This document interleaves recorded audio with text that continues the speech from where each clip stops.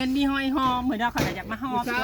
เขาบ่ได้ทิมรักทาน ฝากว่ามือถึงเนาะ สวัสดีจ้าเป็นดาว เดี๋ยวขี้ เอาถามดูผู้ยับข่าวยับข่าว ก็ได้ โอ้ เบิ้งเนี่ยเข้ามาน้ำแรงเลยค แต่ รับ ยังต้องเอามาล่าเอามาไกลเนาะถ้าแม่บอกข้ามาล่าได้ก็ซุกท่อแต่เมื่อคืนนี่พุ่น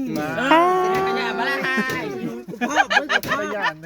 พ่อ เนาะ ก็มีนะ นั่นดิ ผมก็ตีบ่ ซุ้มผมยาวซื่อๆซ่าๆเด้อๆด่าๆบ่ได้ทันสิแตกบ่ไว้อีผมสั่น บอกเล่าลากแล้วไปกินอยู่ในน้ำเลือด อันนั้นแรกเมื่อคืนนี่ก็มาสิมานอนเป็นอาหารป่ากับเพิ่นอยู่ แล้วคอยเจ้าว่าที่เขาได้ที่มันแห้งแถวป่าเฮ็ดแม่นบดที่ไปหาโน้นแดงนะแม่นบ บั ด กแต่มีแต่โศกได้ดีก่อนนะมันมีดินมีดอกได้ มันน่ะเอาผู้ชายขึ้นไปกินอยู่ต้นคอยผู้ บ่แต่กี้มันมีเที่ยงเก้าแหละคือไปกินแล้วจนมันฮักเที่ยงนะ ยังฮักบริษัท ต้องไปหาเฮ็ดนะ มีเสียวหอมแก้มโลดแล้วสิ เอาแก้มหนะครับโอ้ยค่อยอายดิ เนาะเอามาแล้ว โอ้ยกูผันคือปวดโต๊ดบ่า เดี๋ยวว่าต้นต่อดีเด้อ เก่งๆได้ หอมแก้มกะคอยก็กินมากระทินมากก็ยังไม่กินอยู่ได้หนึ่ง นั่นแหละบ่รู้จักเซฟตัวเองมาหาผู้ชายก็ได้ เต้าเจียวบูด ขี่ท้องขี่ไล่ท้องไล่ใส่ ยังอันนั้น มากินเนี่ยเรากินไง ยังอันนั้น กินนี่แซ่บ แก้วก็เด้อ แซ่บผัดมีโคราชโคราช จนบ่อยากรับคือดีนะ เป็นอะไรกินอะไร กิน วง ฮอดบาวกเนี่ยกับป่านนี้แล้วก็ป่าเฮ็ดเส้นเนี่ยกับป่านนี้ปลาดงขึ้นฮอดงอน คิดฮอดแห้งอะไรนี่เฮ้ยคันคิดฮอดแห้งนั่นแหละเธอหน้าแหละนัดแล้วขึ้นมาบันแกงโดดไปหาเห็ด เนาะ เปลี่ยนสถานที่มองหาเห็ด โซลิน เฮ้ยเอาคนละสน โซคนสนานลีนให้เราเบิ้งดีกว่า เป็นลีดเนี่ย โดนลีนยาวมาเป็นปอบ อุ้ยเบิ่งดูแล้วมาอยู่ เนี่ยเด็กปากว่าเอามือเทิง แล้วมาอยู่กับมาแล้วก็เถิงกันมันมีไม้ทุกข่อยกันนะ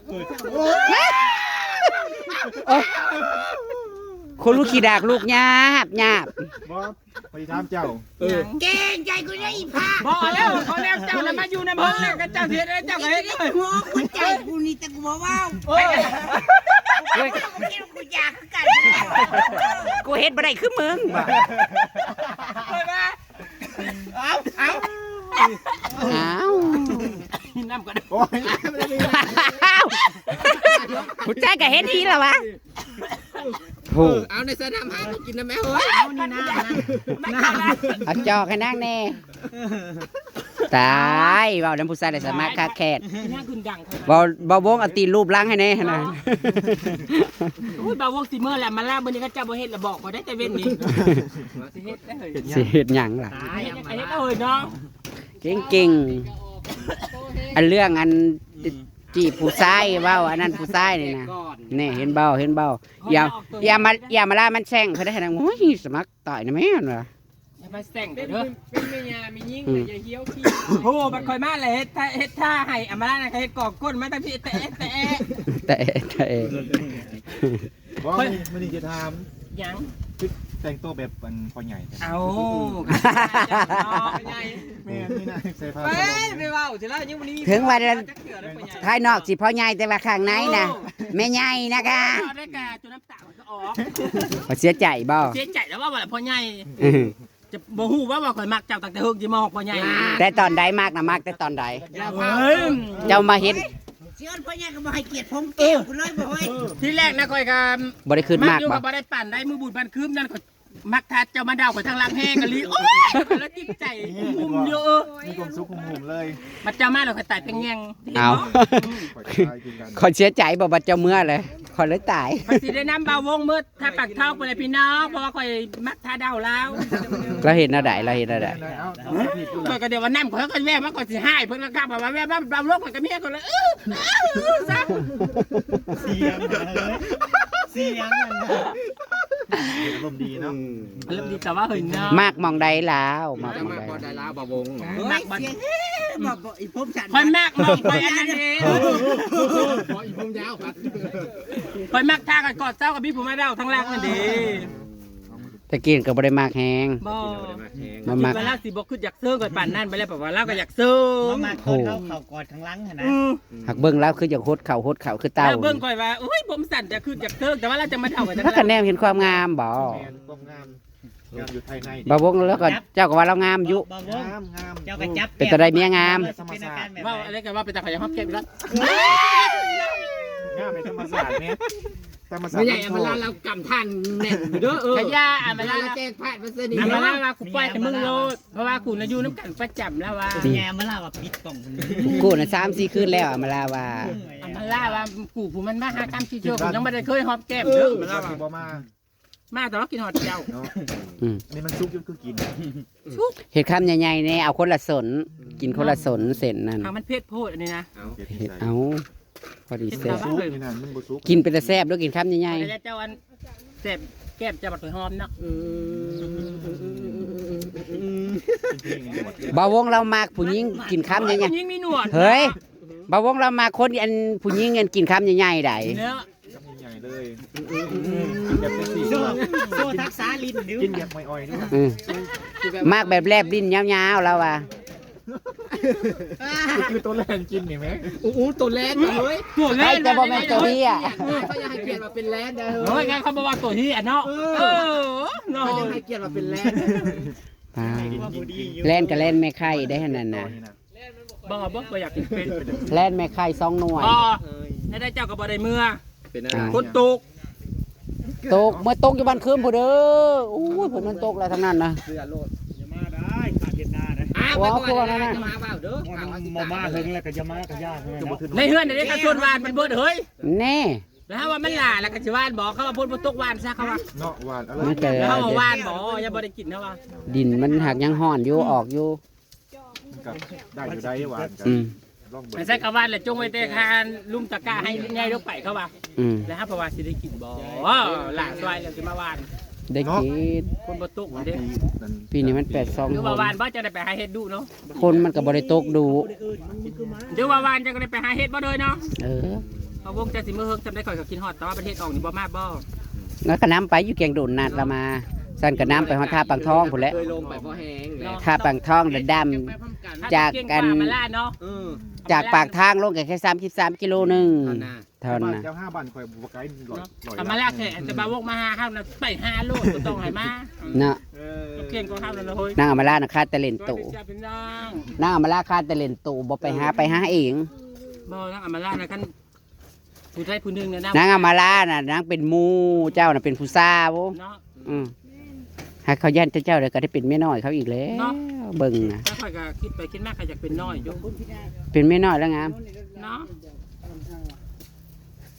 กินฟ้าเกือบเบิดเลย ไปที่ ใส่หิ้วเข่าใส่อัน บ่อิ่มอยู่มาแต่เห็นเจ้าแล้วยังก็อยาก โอ้ยขอบคุณหลายๆ เป็นแซ่บไปเบิด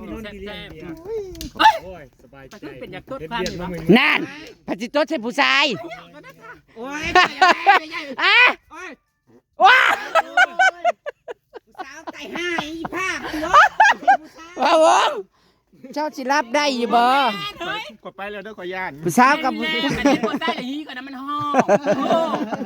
อันนี้โพสต์ได้อย่างนี้ก่อนนะมันห้อง สาวกับผู้สาวฮีเลิง ซาเป็นเลิงแหละมูกกะสิอยากไก่บ่ บ่จะว่าอยากคือว่าข่อยโต๊ดอันนี้ให้โพสต์ได้อย่างนี้ก่อนนะมันห้องโอ้มันอยากห้องนะมันอยากห้องกว่าหัวมาล่าผู้ใด พวกอ้างเด้ สีใหญ่ บัดกูแลบัดเฮาผู้ มันไม่มีห้อง บัดเฮาผู้มีผัวนี่นั่นสิโตดกันยุ่มว่าอยู่เดี๋ยวนี้อยากอายนะ ผู้ชายจึงบอก เพิ่นผู้สาวเพราะว่า ต่อหน้าต่อตา อันนี้ก็บอกว่ามันอยากต้นอันนี้ให้ยุ่งอยากให้ยุ่งก็มาเห็นหน้าดำหน้าแดงแล้วผู้ชายประมาณ ไอซีบอกว่าแล้วพันเมื่อคืนนี่ว่าผีปอบเขาเจ้า เอา เนี่ยมาบอกกูข่อยแล้วข่อยยังจมมาพี่เข่าข่อยมือที่ข่อยเมื่อย ตีผีปอบมันไม่เมยปุ๊บเดี๋ยวจะรุ่งตื่นขึ้นนี่ เลขยังเลขพี่เป่าบาท จักแล้ว ข่อยยังว่ามือคืนนี่ตื่นมาแล้วจ่ายเขาอ่านเขาอีกตอบพังว่ามือคืนเนี่ยพันต้องได้ไปพี่ภาษามีแต่ธาตุแต่ยังเรื่องพี่เผาบ่ใหม่ยัง เมื่อกี้ในพญาน่ะจนเพิ่งเบิบหลุด อันนี้นะ โอ้ เบาว่ามันสิมักแห้งแล้วนี่เนาะ เบิ่งเน้นน่ะ จะ สู้ พูดปากพูดปากนั่นน่ะ เนาะ เฮ้ย ต้องงั้น กูซื้อมาเกี่ยวผ้าล่าสีขนาด เนาะ สงสัยจะเตรียมตัวมาแต่เฮือนพุ่นน่ะ ข่อยสิน้ำเบาวงมือ อันวินน่ะซ้ำอย่าคือไก่เจ้ นอนหนุนตักเขาในบาทหนึ่งเขาสิเมื่อแล้ว เ งวะ จะให้ดี แล้วก็ได้ยานประวงมูลยา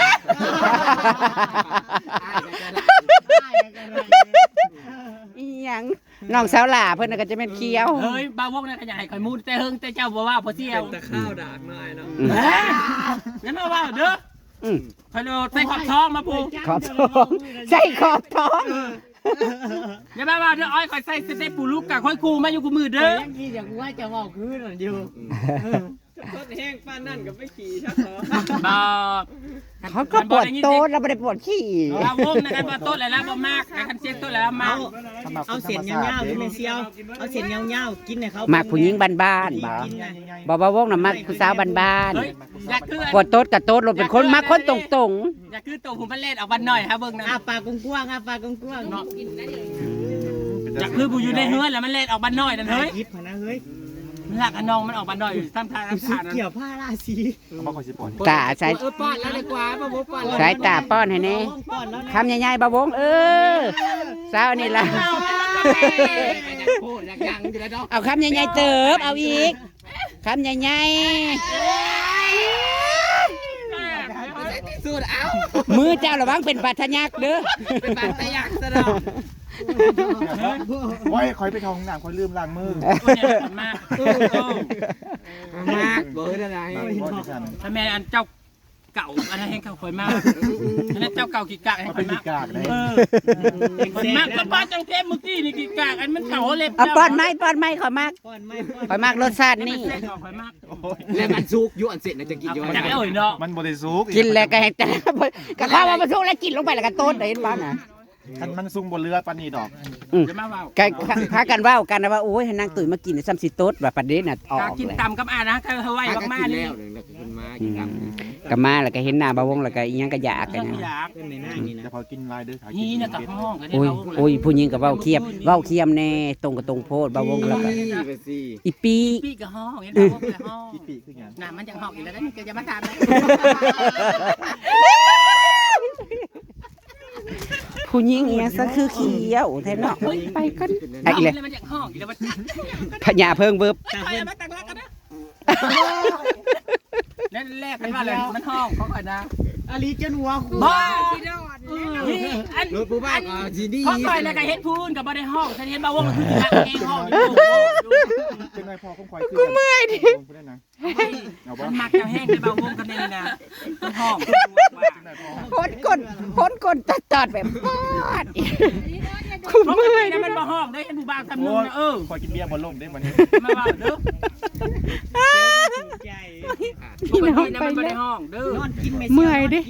จีบผู้บ่าวน่ะก็จีบทั้งโต๊ดเนาะโอ้ย บ่มีเนาะ เจตุยโต๊ดจีบผู้บ่าว กล้วยใจ อ้า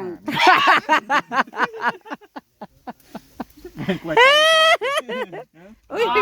ค่อยไปแล้วก็เจ็บท้องมาฟังเตตุยโต๊ดจีบผู้บ่าว เมื่อมื้อนี้กันเนาะกินเบียร์นี่แล้วก็สิเดาคือเก่า เฮ้ยเอาเบียร์มาให้แล้วม้อมเหล้านี่ เรา นี่ บ่ได้เมื่อมือเนี่ยเรา ม้อมเบียร์แล้วโลดนี่ รอเนาะ เออ บ่เห็นบ่บุญ คนก็สิมาแล้วบ่ได้เมื่อดอก ว้าวไป บ่ได้เมื่อดอกมื้ออื่นพุ่นแหละ ต้องเมื่อ เบิ่นจังเมื่อ เจ้า ให้ตุยไปส่ง ให้เขาเมื่อยอีกไง จ้า เจ้าส่งบ่เฮ้ยตัวส่งบ่พอดีแล้วนั่งซ่อนรถก่อนแอบมือแล้วก็บัดขึ้นมาแล้วก็กิน นั่งรถใต้ทาง เอารถก็ได้ครับคอยขี่เอง แก้พื้นมือเลยลูกเต่าเนาะ